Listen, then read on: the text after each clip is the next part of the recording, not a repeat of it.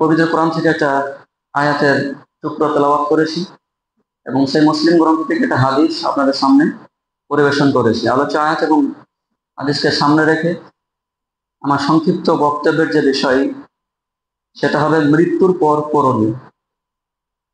এতে পূর্বে মৃত্যুর হাকিকত সম্পর্কে মোটামুটি ভাবে একটা ধারণা দিয়েছিলাম। আজকে যেটা বলবো সেটা হবে মৃত্যুর পর করণীয় কি। সাধারণত আমরা বহু বছর ধরে আমাদের বাপ দাদা যে নিয়ম নীতি অনুযায়ী লাশের সাথে করে এসেছেন করণীয়, সেগুলো আমরা এখন পর্যন্ত করি। যদিও জানা বিষয় কিছু নয়, এরপরেও আমাদের ভেতরে কিছু অজানাও থেকে যায়, যেটা হয়তো বা কখনো সেভাবে আলোচনা করা হয় না। তার জন্য মৃত্যুর পর করণীয় এ সম্পর্কে অল্প কিছু কথা বা কয়েকটা পয়েন্ট তুলে ধরার চেষ্টা করব, যাতে আমাদের একটু ধারণা হয় এবং সেগুলো যাতে আমাদের আবার রিভাইজ হয়ে যায় নতুন ভাবে এবং মনে পড়ে যায়, যাতে করে আমাদের মৃত্যুর পরে ওই লাশের সাথে বাকি কাজগুলো করতে আমাদের সহজ মনে হয়। মৃত্যুর পর পর ওই লাশের সাথে বা মৃত্যু ব্যক্তির সাথে বেশ কয়েকটা জিনিস করণীয় আছে। ছোট ছোট করে বলার চেষ্টা করব, সময় দেখে লক্ষ্য রেখে। প্রথমত যেটা করতে হবে সেটা হচ্ছে দ্রুত জানাজার ব্যবস্থা করা, দাফনের ব্যবস্থা করা। মানুষের কোনো ব্যক্তি মারা যাওয়ার পর সে লাশটাকে রেখে দেওয়া দীর্ঘক্ষণ সময় ধরে, কারণ আমাদের সমাজে এমনও ঘটনা আমরা দেখতে পাই বা আপনারা দেখেছেন যে 10 ঘন্টা, 15 ঘন্টা, 20 ঘন্টা, একদিন, কখনো 1.5 দিন, কোনো কোনো সময় পর্যন্ত অপেক্ষা করা হয়, যেটা শরীয়ত সমর্থন করে, শরীয়ত বিরোধী। রাসূল সাল্লাল্লাহু আলাইহি ওয়াসাল্লাম এমনও সময় মারা গেছেন, সাহাবীরা রাত্রে মারা গেছে, রাত্রে দাফন করে গেছে। আল্লাহ রাসূল সাল্লাল্লাহু আলাইহি ওয়াসাল্লাম খোঁজ করছেন অমুক কোথায়, মারা গেছে। তখন বলো নি আসলে আপনি ঘুমাচ্ছিলেন। রাত্রে মারা গেছে, রাত্রে কবর খনন করে জানাজা করে রাত্রে দাফন। আমাদের সমাজ হয়ে গেছে উল্টো। এই সময় যদি কেউ মারা যায়, এমন এমন সমস্যা, আগামীকাল 10টার সময় জানাজা হবে। আর যদি রাত্রে মাগরিবের টাইম দিকে মারা যায়, তাহলে তার পরবর্তী জোহরের সময় জানাজা হবে। এটা শরীয়তে এটা গঠিত নয়, শরীয়তে পারমিশন অনুমোদন দেয় না। সে বুখারী গ্রন্থে একটা হাদিস রয়েছে, 1315 নম্বর হাদিস। আল্লাহ রাসূল সাল্লাল্লাহু আলাইহি ওয়াসাল্লাম বলছেন, আসরিউ বিল জানাজা, তোমরা জানাজাকে দ্রুত সম্পাদন করার চেষ্টা করো, যত তাড়াতাড়ি হয় তোমরা জানাজাকে দ্রুত তাড়াতাড়ি সম্পাদন করার চেষ্টা করো। ফাইন তাকু সালিহান তুকদ্দিমুনাহা ইলাইহি, যদি ওই মৃত্যু ব্যক্তি ভালো হয়, উত্তম হয়, নেককার হয়, তাহলে তাকে তার বাসস্থানে দিয়ে এসো। ওয়া ইন তাকু সিওয়া যালিক, মৃত্যু ব্যক্তি যদি পাপিষ্ঠ হয়, আল্লাহ বলেন ফাশারুন তাদউনাহু আন রিকাবিকুম, মৃত্যু ব্যক্তি যদি পাপিষ্ঠ হয়, লম্পট খবিশ যদি হয়, কাফেরের হালত যদি মৃত্যু হয়, আল্লাহ সুবহানাহু বলছেন আন রিকাবিকুম, তোমরা ওই বিপদটাকে ঘাট থেকে তাড়াতাড়ি নামিয়ে দাও। কথা বুঝতে পারলাম কি বলেন? আল্লাহ রাসূল সাল্লাল্লাহু আলাইহি ওয়াসাল্লাম বলছেন মৃত্যু ব্যক্তি যদি ভালো হয়, উত্তম হয়, নেককার হয়, তার যে উত্তম বাসস্থান, সেই বাসস্থান তাকে দিয়ে আসা হোক। আর যদি পাপিষ্ঠ হয়, তাহলে সে তোমাদের জন্য বিপদ, ঘাট থেকে যত তাড়াতাড়ি নামাতে পারবে তত তোমাদের জন্য ভালো কাজে। প্রথমত আমাদের যেটা করতে হবে সেটা হচ্ছে দ্রুত জানাজার ব্যবস্থা করতে হবে, খুবই তাড়াতাড়ি, অল্প সময়ের মধ্যে। অল্প সময় মানে যতক্ষণ পর্যন্ত কবর খনন করা হচ্ছে। এমন হাদিস আছে, আল্লাহ রাসূল সাল্লাল্লাহু আলাইহি ওয়াসাল্লাম দূরে কবর খনন করার কাজ চলছে, সকল সাহাবায়ে কেরাম বসে আছেন লাশ নিয়ে, কবর খনন করার কাজ চলছে। কবর খনন করা সম্পূর্ণ হলো, এমন লম্বা চড়া হাদিস আছে, আলোচনা বসে অনেকটা একটা বিস্তারিত লম্বা চড়া হাদিস বর্ণনা করেছিলেন। তো এমনও বর্ণনা পাওয়া যায় যে লাশকে রেখে কবর খনন করে জানাজা করে তারপরে দাফন হয়েছে। তাহলে আমি বলবো কবর খনন করতে মোটামুটি যতটা সময় প্রয়োজন, তাতে 4 ঘন্টা রাখেন, প্রয়োজনে 5 ঘন্টা রাখেন, একটু বেশি সময় রাখেন। বিদেশ থেকে আরো কোথাও থেকে কোনো শহর থেকে মানুষ, তার জন্য কত কি প্রয়োজন আছে? মানুষ তো আজকাল যাবে, মানুষ যাবে, এটা নীতি। তো তার জন্য অপেক্ষা করতে কে বলেছে আপনাকে? সামান্য পরিস্থিতি। তাহলে প্রথমত মাইয়াতের সাথে যেটা করতে হবে সেটা হচ্ছে দ্রুত জানাজার ব্যবস্থা করতে হবে। 2 নম্বরে যে বিষয় সেটা হচ্ছে ঘোষণা করা। আমাদের সমাজে একটা বড় মূর্খামি, একটা অন্যতম লেভেল ছাড়িয়ে গেছে, সেটা হচ্ছে ঘোষণা করা, যেটা ইসলাম কোনো মতেই পারমিশন দেয় না। তাতে মসজিদের মাইকে বলেন আর অন্য কোনো জায়গাতে ভাড়াটিয়া মাইক বলেন, মানে হলো প্রচার প্রসার করা। মসজিদে যে প্রচার করেন, আল্লাহ রাসূল সাল্লাল্লাহু আলাইহি ওয়াসাল্লাম সেই মুসলিম হাদিসের মধ্যে বলেছেন 1147 নম্বর হাদিস, আল্লাহ রাসূল সাল্লাল্লাহু আলাইহি ওয়াসাল্লাম বলছেন, আবু হুরায়রা বর্ণনা করেছেন হাদিসটা, তিনি বলছেন আল্লাহ রাসূল সাল্লাল্লাহু আলাইহি ওয়াসাল্লাম বলেছেন, মান সামিআ রাজুলান ইয়ানসুদু ফিল মাসজিদি দাল্লাতান, আল্লাহ রাসূল সাল্লাল্লাহু আলাইহি ওয়াসাল্লাম বলছেন, যদি কাউকে কখনো শোনো ইয়ানসুদু দাল্লাতান ফিল মসজিদ, যে কোনো হারানো বস্তু মসজিদে খুঁজছে, মানুষের কাছে জিজ্ঞাসাবাদ করছে, ফালিয়াকুল, তোমরা তখন বলো, লা রাদ্দাল্লাহু আলাইক, আল্লাহ যেন তোমাকে ওই বস্তুটাকে ফিরত না দেয়। ফাইন্নাল মাসাজিদ লাম তুবনা লিহাযা, কেননা মসজিদ এর জন্য বানানো হয়নি, মসজিদ এর জন্য নির্মাণ করা হয়নি যে কোনো কিছু হারিয়ে যাবে তুমি মসজিদে অ্যানাউন্স করবে। এটা যে কোনো জিনিসের জন্য হয়ে গেল। আপনি মোটা অঙ্কের টাকা নিয়ে সালাত আদায় করতে এসেছেন, কোথাও পড়ে গেছে, অথবা দামি আপনি স্বর্ণ বা হিরে নিয়ে সালাত আদায় করতে এসেছেন, হারিয়ে গেছে, তার থেকেও যতই দামি হোক না কেন মসজিদে যদি প্রচার করেন, মসজিদে যদি নামাজের পরে বলেন যে আমার কোন জিনিসটা হারিয়ে গেছে, আল্লাহ সাল্লাম বদদুয়া করেছেন যে তোমরা বলো আল্লাহ দেখেন কিয়ামত পর্যন্ত ওই জিনিসটা ফেরত না হবে। এ কারণে মসজিদ তৈরি করা হয়নি। মসজিদ হবে শুধুমাত্র আল্লাহর ইবাদত, আল্লাহর ইবাদতের জায়গা। আচ্ছা, এটা গেল। আল্লাহ রাসূল সাল্লাল্লাহু আলাইহি ওয়াসাল্লাম বলেন, ইবনে মাজাহ গ্রন্থের হাদিস 1476 নম্বর হাদিস, মৃত্যু প্রচার সম্পর্কে আল্লাহ রাসূল সাল্লাল্লাহু আলাইহি ওয়াসাল্লাম একদম কঠোরভাবে নিষেধ করেছেন। এবং বিষয় হচ্ছে মৃত্যু সংবাদ প্রচার করা, এটা হচ্ছে জাহেলিয়াতের নীতি, যেটা আজকে আমাদের সমাজে ভরি ভরি প্রত্যেকটা গ্রামে। এবং এর জন্য সব থেকে বড় যেটা দায় আমি বলবো সেটা হচ্ছে মসজিদ ইমাম সাহেব। একটাই দোষ তাদের, যারা সঠিক জানা পর মানুষকে আজ পর্যন্ত প্রচার করে। রাসূল সাল্লাল্লাহু আলাইহি ওয়াসাল্লাম স্পষ্ট হাদিস, আল্লাহ রাসূল একদম নিষেধ করেছেন, ইয়ানহা আনিন নাই, আল্লাহ রাসূল নিষেধ করেছেন তোমরা মৃত্যু সংবাদ প্রচার করবে না। স্পষ্ট হাদিস, ইবনে মাজাহ গ্রন্থের হাদিস। তো যেই মসজিদের ইমাম মাইকে প্রচার করছে অমুক মারা গেছে, শুধু মারা গেছে এটা খানিক মেনে নেওয়া যেত, কোথা দুয়ারে সরকার বসবে, কোথা আরো কিছু বলবে, আরো কিছু বলবে, মাইক লাগিয়ে গেল, মানে মাইকের সুইচ অন আছে, চালু আছে। নাউজুবিল্লাহ, মূর্খামির একটা লেভেল থাকার দরকার ছিল তাদের। কোথায় কি হবে না হবে আমাকে মসজিদের মাইকে বলতে হবে? মসজিদের মাইকের জন্য চালু করা হয়েছে, মসজিদের জন্য তৈরি করা হয়েছে। আল্লাহ রাসূলের স্পষ্ট কথা, ইয়ানহা আনিন না, রাসূল সাল্লাল্লাহু আলাইহি ওয়াসাল্লাম বলছেন তোমরা মৃত্যু ঘোষণা দেবে না। খবর দেওয়া যাবে, তো 5 জন বসে আছে, আপনি গেলেন অমুক মারা গেছে, আপনি ফোন করলেন 2 জন 4 জন শুনলো, এই খবর দেওয়া যায়। কিন্তু যেখানে 1000 লোক মানুষ আছে সেখানে মাইক লাগিয়ে অন্য কোনো মাধ্যম দিয়ে আপনি প্রচার করলেন, না যায়, হারাম। স্পষ্ট হাদিসের বিরুদ্ধে এটা। অ্যানাউন্স করা মূলত নিয়ত বা উদ্দেশ্য একটাই, যে জানাজাতে কার জানাজাতে কত বেশি মানুষ হয়। দেখেন না, এমনও জানাজা হয় যেখানে হাজার হাজার মানুষ, মানে ময়দান ভর্তি হয়ে যায়। আবার কখনো কোনো জানাজা দেখা যেখানে 100টা মানুষের জোটেন। তো প্রচার করা, মাইকিং করা, অ্যানাউন্সমেন্ট করা, এমনও ঘটনা ঘটে যে কোথাকার 40 কিলোমিটার দূরে একজন মারা গেছে আর এই অমুক জায়গাটা মাইকিং করছে। আলহামদুলিল্লাহ। কাজেই এই ভণ্ডামি ধর্মের নামে মাযহাবের গায়ে দিয়ে এই ভণ্ডামি আমাদেরকে বন্ধ করতে হবে। আপনি প্রশ্ন করুন ইমাম সাহেবকে, তুমি যে মাইকিং করছো, অ্যানাউন্সমেন্ট করছো, যে কোনো বিষয়ের উপরে, এটা ইসলাম সমর্থন করে? তো জিজ্ঞাসা করেন, দেখবেন তার মুখে কোনো উত্তর পান কি পান না। যেখানে স্পষ্ট হাদিস রয়েছে, রাসূল সাল্লাল্লাহু আলাইহি ওয়াসাল্লাম একদম নিষেধ, কড়াকড়ি ভাবে নিষেধ করেছেন যে তোমরা মৃত্যু সংবাদ প্রচার করবে না। মানুষ অনেক বলে এটা মানুষ কাজে চলে যাবে, আরো কথা, আরো কিছু, সে দায়িত্ব তোমাকে দেয়নি। মানুষ ইসলামকে ফলো করবে না, ইসলাম মানুষকে ফলো করবে। তোমার সুযোগ সুবিধা ইসলাম আসেনি, তোমাকে সুযোগ সুবিধা করে নিতে ইসলাম থেকে। কার কি হলো না হলো, সে কোথায় যাচ্ছে সে বুঝে করুক। আগে আজ থেকে যারা মুরব্বী হয়ে গেছে, বাচ্চা যারা রয়েছে, কয়েক বছর আগে, 40, 50, 60 বছর আগে যখন কোনো কিছুই ছিল না, তখন কিভাবে খবর দিত জিজ্ঞাসা করেন, তখন কি জানাজা হতো না? অতএব এই ভণ্ডামি আমাদেরকে বন্ধ করতে হবে। মৃত্যু কেন্দ্রের 3য় নম্বর কাজ যেটা আমাদের বন্ধ করতে হবে সেটি কান্নাকাটি করা, বিলাপ, মানে এনিয়ে দিনিয়ে বিভিন্ন ভাবে ওই সুর তাল মিলিয়ে, বিশেষ করে মহিলাদের ক্ষেত্রে সুর করতে করতে তাল মিলাতে এই মানে এমন ভাবে কান্না শুরু করে যে এক সময় আল্লাহকে দোষারোপ করে দেয়। নাউজুবিল্লাহ। আল্লাহ তুমি এই কাজটা করতে পারলে? নাউজুবিল্লাহ। আল্লাহ তোমার পারমিশনে কাজ করবে? এই কান্নাকে আল্লাহ সুবহান ঘৃণা করেছেন। হযরত ওমর রাদিয়াল্লাহু তাআলা পাথর নিক্ষেপ করতেন যদি এইভাবে কান্না করত। বুখারী গ্রন্থের হাদিস 1403 নম্বর হাদিস, আল্লাহ রাসূল সাল্লাল্লাহু আলাইহি ওয়াসাল্লাম একজন সাহাবীর অসুস্থতা খবর শুনে তিনি গেলেন, কয়েকজন সাহাবী তার সাথে গেলেন, গিয়ে দেখা সাক্ষাৎ করে বলছেন অমুক কি মারা গেছে?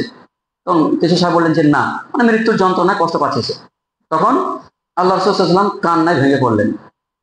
রাসূল সাল্লামের কান্না শুনে উপস্থিত মানে সকল সাহাবায়ে কেরাম কান্না শুরু করে দিলেন, ওর হাত করে বানিয়ে বানিয়ে। তখন আল্লাহ রাসূল সাল্লাল্লাহু আলাইহি ওয়াসাল্লাম বললেন, শোনো, আল্লাহ রাব্বুল আলামিন চোখের কান্না আর অন্তরের কান্না যেন কাউকে শাস্তি দেবেন না, বরং এই বিলাস করে ইনিয়ে বিনিয়ে কান্না করা মৃত্যু ব্যক্তিকে শাস্তি দেবে। অমরতন্ত্র মার দেখেন খাদা ঠেঙ্গা পেটে করতেন, লাঠি পেটে করতেন। হ্যাঁ, কষ্ট হবে, আপনার বুক ফেটে যাবে, আমার মা মারা যাবে, আমার বাপ মারা যাবে, আপনার প্রিয় অর্ধাঙ্গিনী মারা যাবে, কষ্ট তো হবেই। কিন্তু এর জন্য রুরহাত করে ইনিয়ে বিনিয়ে তাল মিলিয়ে সুর মিলিয়ে এইভাবে কান্না করার অবস্থা রয়েছে। বলে যত বেশি কান্না করবো মানুষ বলবে এত কত ভালোবাসা। তাহলে দেখো, কান্নাটাকে ভালোবাসা? যদি কান্নাটাই ভালোবাসা হতো তো সমাজে মানে আজ পর্যন্ত সারা জীবন কান্না করে যেত মানুষ ওই ভালোবাসার জন্য। হ্যাঁ, মারা গেছে, প্রথম কাজ হবে ধৈর্য ধারণ করা। একজন মারা যাচ্ছে, দুনিয়া থেকে চলে যাচ্ছে, আজ পর্যন্ত তার সাথে না সাক্ষাৎ না দেখা, তার জন্য ধৈর্য ধারণ করুন। দ্বিতীয়ত তার জন্য দোয়া করুন, বেশি বেশি দোয়া করুন। অতএব কান্না করতে হবে, অন্তরে কান্না করুন, চোখের কান্না করুন, চোখ ফেটে পানি বেরিয়ে যাবে। তাহলে 3 নম্বর যেটা আমাদের খেয়াল রাখতে হবে সেটা হচ্ছে ওই ইনিয়ে বিনিয়ে কান্না করা, এটা আমাদের সমাজে বন্ধ করতে হবে। 4 নম্বরে যেটা হচ্ছে সেটা হচ্ছে মাইয়াতের পরে পরে গোসলের বিষয়টা। গোসল দিতে হবে। গোসলের নিয়ম কানুন মোটামুটি আমাদের সবই জানা, এর গুরুত্ব মোটামুটি আমাদের তাও জানা। তারপর একটু ধারণা দেই। আল্লাহ রাসূল সাল্লাল্লাহু আলাইহি ওয়াসাল্লাম বলেছেন মাইয়াতের গোসল দেওয়া সওয়াব অফুরন্ত।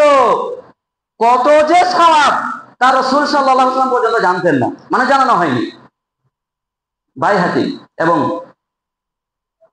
আরো অন্যান্য কোন হাদিসে রয়েছে আল্লাহ রাসূল সাল্লাল্লাহু আলাইহি ওয়াসাল্লাম বলেছেন যে মাইয়াতকে গোসল করালে আল্লাহ রাব্বুল আলামিন তাকে 40 বার ক্ষমা করবেন। কতবার?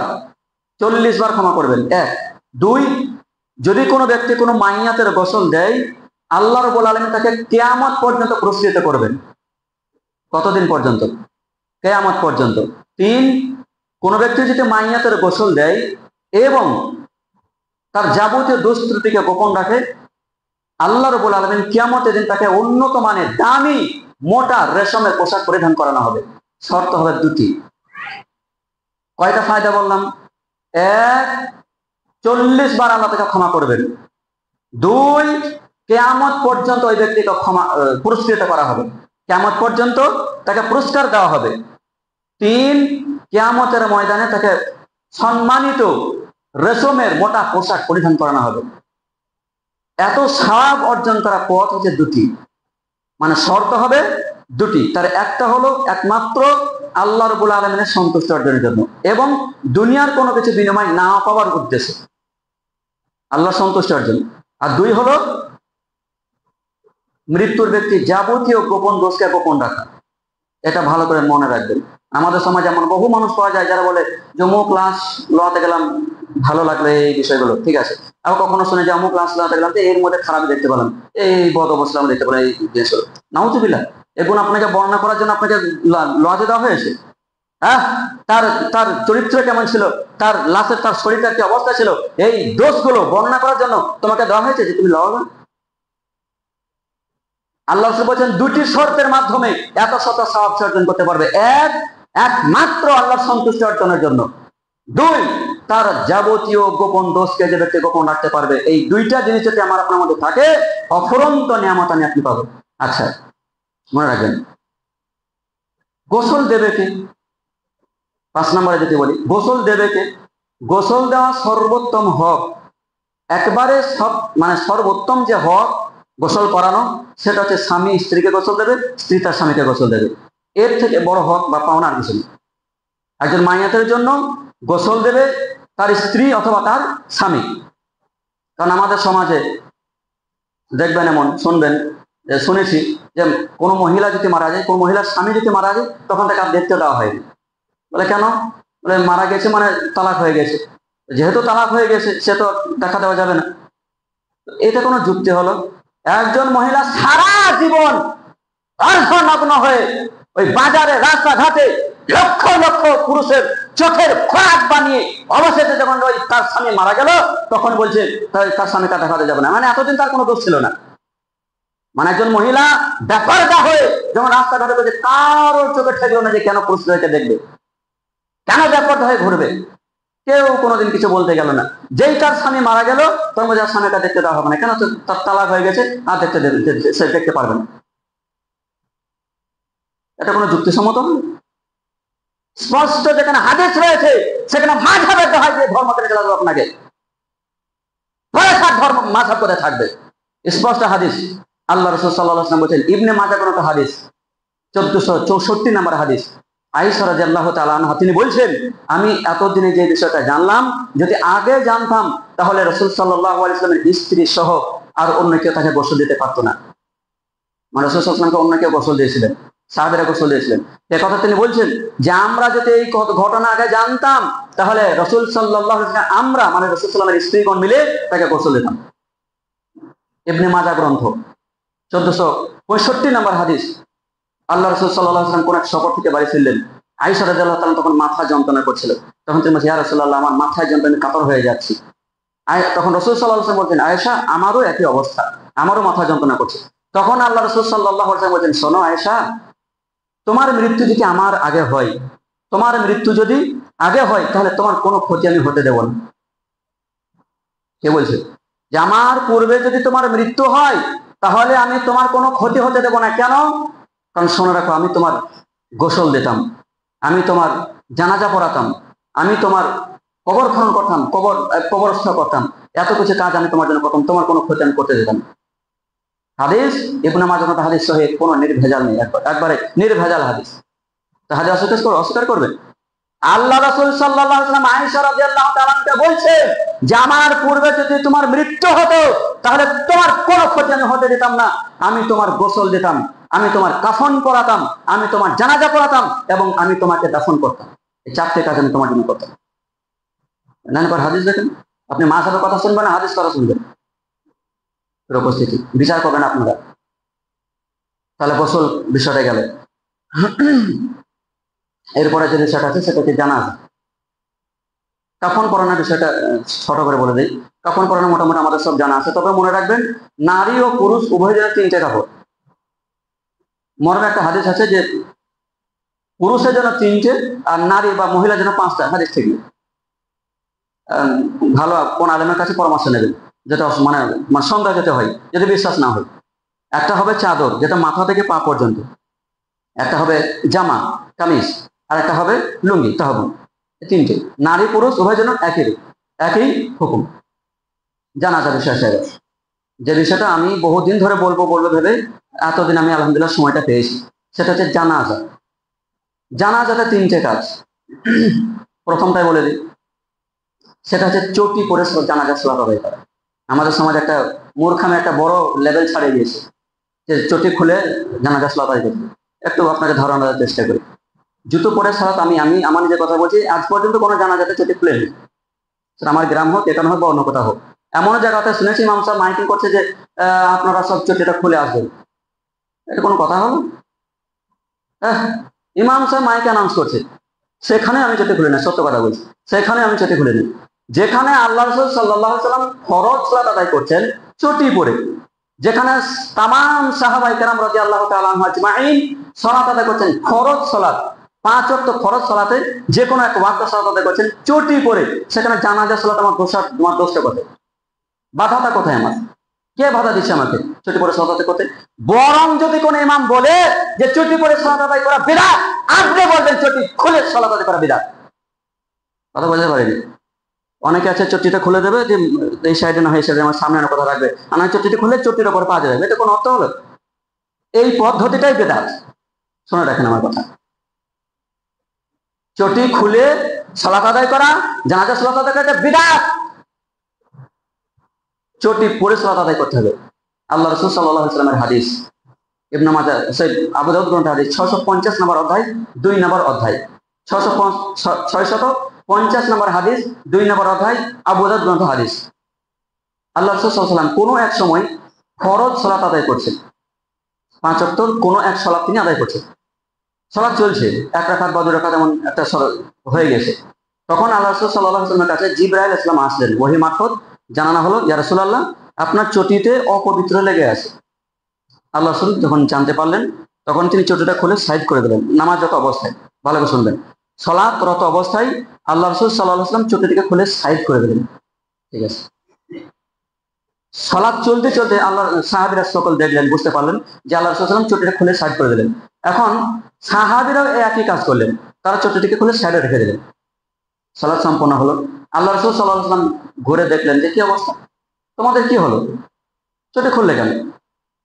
তখন সাহাবীরা বলছেন, ইয়া রাসূলুল্লাহ, আমরা আপনাকে দেখলাম চটি খুলতে, তাই আমরা চটি খুলে দিয়েছি। আমার আল্লাহ রাসূল সাল্লাল্লাহু আলাইহি ওয়াসাল্লাম সহ সকল সাহাবায়ে কেরাম চটি পরে কি করছিলেন? সালাত আদায় করছিলেন, ফরজ সালাত। তখন আল্লাহ রাসূল বলেন, শোনো, জিবরাইল ইসলাম আমার কাছে এসে বললেন যে আমার জুতোতে নাকি অপবিত্র লেগে আছে, এর জন্য আমি সাইড করে খুলে দিলাম, তোমাদের খোলা কোনো প্রয়োজন ছিল না। কথা বুঝতে পারলাম? আবু দাউদ গ্রন্থের হাদিস, 650 নম্বর হাদিস, 650 নম্বর হাদিস, আবু দাউদ গ্রন্থের হাদিস। আল্লাহ রাসূল সাল্লাল্লাহু আলাইহি ওয়াসাল্লাম ফরজ সালাত আদায় করছেন চটি পরে। তাহলে যেই নামাজটাতে রুকু নেই, সাজদা নেই, সেটাতে চটি পরে সালাত আদায় করতে আমার বাধা কোথায়? আমাকে দেখেন, আমাকে বলতে হবে। আপনি যে চটি খুলে যাচ্ছেন জানাজা সালাত আদায় করতে, আপনার চটি পবিত্র আছে, আপনার কিছু লেগে নেই, পবিত্র চটি, পরিষ্কার পরিচ্ছন্ন চটি। অথবা শীতের দিন আছে, যেমন সবাই বুট পরবে, কম বেশি মোজা পরবে, বুট পরবে, তো এই বুট চটি এই পরে সালাত আদায় করতে কে বাধা দিচ্ছে আমাকে?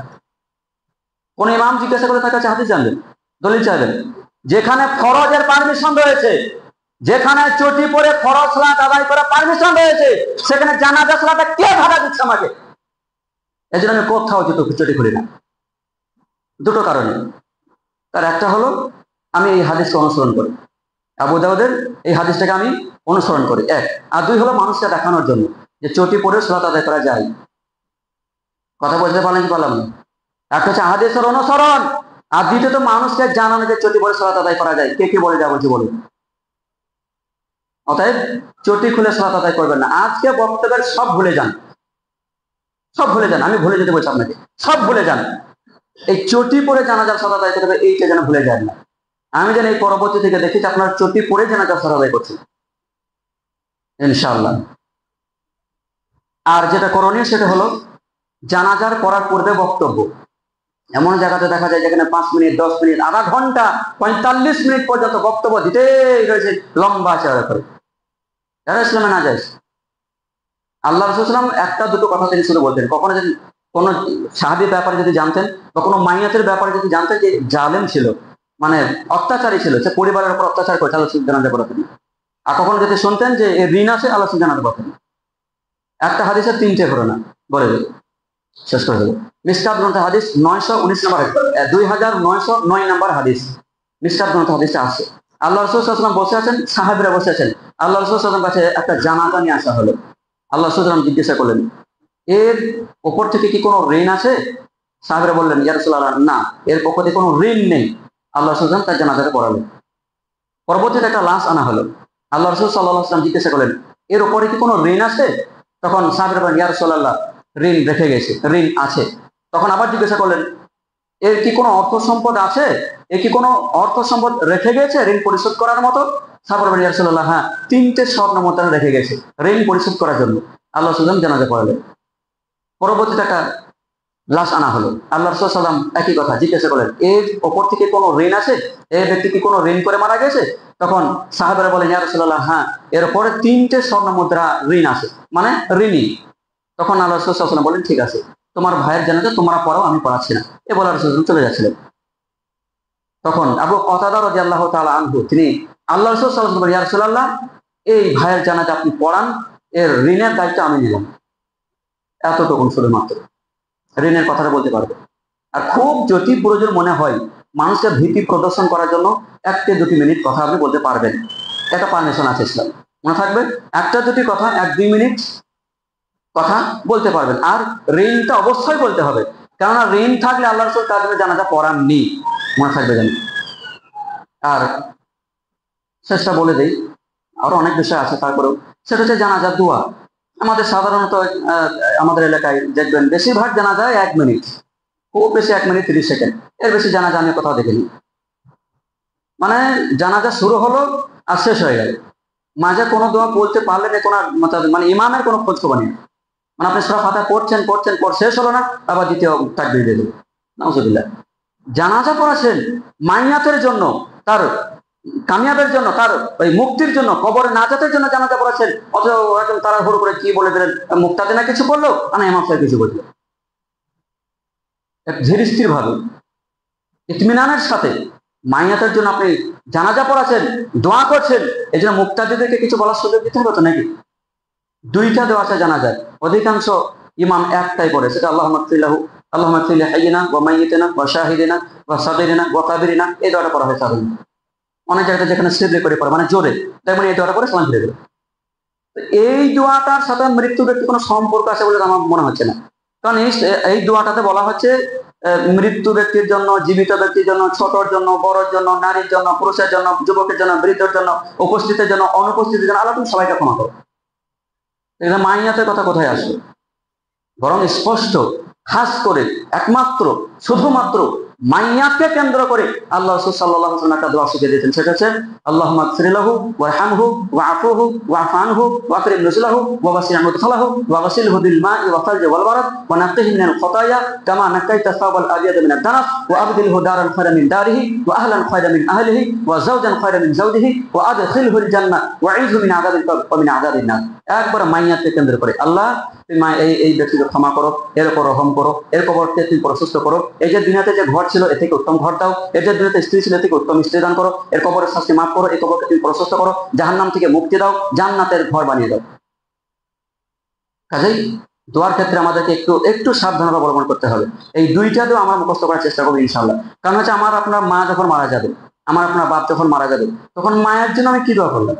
বাংলাতে আপনি বলেন ঠিক আছে আল্লাহ তুমি মাকে ক্ষমা করো, তার যাবতীয় পাপকে তুমি ক্ষমা করে দাও, তুমি জান্নাত একটা উচ্চ মাকাম দান করো, ঠিক আছে। কিন্তু আরবিতে দোয়া করে যে একটা শান্তি বা প্রশস্তি, এটা তো আপনার আসবে না। আল্লাহুম্মা আগফির লাহু, আল্লাহ তুমি এই ব্যক্তিকে ক্ষমা করো, আল্লাহুম্মা আগফির ওয়ারহামহু, এই ব্যক্তির উপরে তুমি রহম করো, ওয়া'ফু আনহু, একে তুমি উচ্চ মর্যাদা করে, যে আপনি বলবেন একটা পর একটা। কাজেই জানাজা দোয়া অন্তত কিছু প্রয়োজনীয় দোয়া, পারে না পারেন, অন্যান্য বড় বড় যে দোয়াগুলো রয়েছে সেগুলো পারেন না পারেন, বড় বড় সূরা মুখস্থ করতে পারেন না পারেন, অন্তত যেগুলো প্রয়োজনীয় দোয়া, কমপক্ষে ইসলামের এতটুকুন জ্ঞান আপনি অর্জন করুন যেটুকুন আপনার পিতার জানাজা আপনি পড়াতে পারবেন। কেন আপনার জানাজার জন্য ইমাম সাহেবকে ভাড়া করে আনতে হবে? কেন আপনার বাপের জানাজার বলবে যে অমুকে ভাড়া নিয়ে এসো? আমার নিজের জানাজার কেন বলছে যে অমুকে নিয়ে এসো? কারণ আমার আব্বা আমার আব্বা আমার জানাজা পড়াবে, অথবা আমার ভাই আমার জানাজা পড়াবে, অথবা আমি আমার আব্বার জানাজা পড়াবো, আমি আমার মায়ের জানাজা পড়াবো। এর থেকে সৌভাগ্য একজন ছেলে তার জন্য কি হতে পারে? সেটা প্রস্তুতি। মোটামুটি ভাবে মৃত্যুর পর করণীয় সম্পর্কে আমরা এই পর্যন্ত যা জানলাম, আল্লাহ রাব্বুল আলামিন আমাদের সকলকে সঠিক বুঝ এবং ব্যাখ্যা দান করুক, আল্লাহুম্মা আমিন।